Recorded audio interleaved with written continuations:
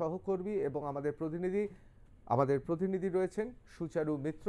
একবার তার সঙ্গে দিলীপ ঘোষ কথা বলছেন, একবার সরাসরি শুনে নেব। বর্ধমান দুর্গাপুর কেন্দ্রে সকাল থেকে বুথে বুথে ঘুরছেন দিলীপ ঘোষ। আমরা কথা বলবো দিলীপ ঘোষের সঙ্গে। দিলীপ দা, কেমন দেখছেন, ভোট কেমন হচ্ছে? আমরা যেটা চাইছিলাম যে ভোট শান্তিপূর্ণ হোক, লোক যেন ভোট দিতে পারে, সেই দিকে এগোচ্ছে।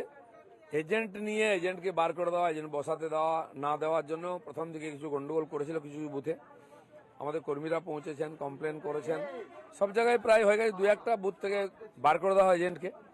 বাকি জায়গায় ভোট ঠিকঠাক হচ্ছে, লোক খুব উৎসাহের সঙ্গে ভোট দিচ্ছেন। দিলীপ ঘোষ কিছু বলা মানে প্রচার পর্বে আমরা দেখছিলাম একেবারে ভাইরাল। আজকে কিছু সেরকম থাকছে? খেলা কেমন হচ্ছে? না, খেলা আগেই হয়ে গেছে। আপনারা দেখছেন এত পিসফুল ভোট বর্ধমানে কেউ দেখেনি গত 5-7 বছর, যেটা হয়েছে এবারে। আর এটাই হওয়া উচিত। বাকি জনতা যাকে ভোট দেবে সে জিতবে। একটা জায়গায় দেখলাম আপনাকে কাঞ্চননগরে বলছে যে তৃণমূল খুনের হুমকি দিচ্ছে কর্মীরা, তাদেরকে কিছু বললেন বুস্ট আপ করার জন্য?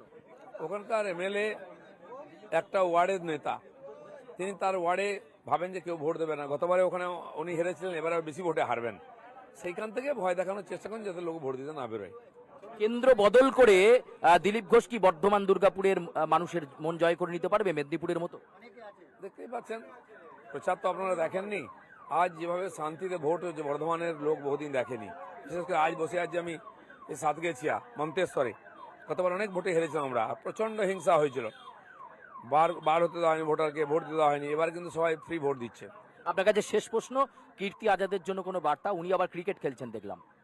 উনি গতবারে এতে ধানবাদে এসেছিলেন, ঝাড়খণ্ডে লড়েছিলেন, জামানত বাজেয়াপ্ত হয়েছে।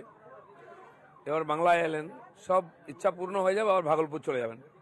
একেবারে আমরা কথা বলছিলাম দিলীপ ঘোষের সঙ্গে, ভাগলপুর ফিরে যাবেন কীর্তি আজাদ, একেবারে কটাক্ষ দিলীপ ঘোষের। ক্যামেরায় কৃষ্ণেন্দুর সঙ্গে সুচারু, আর প্লাস নিউজ, বর্ধমান দুর্গাপুর। দিলীপ বাবু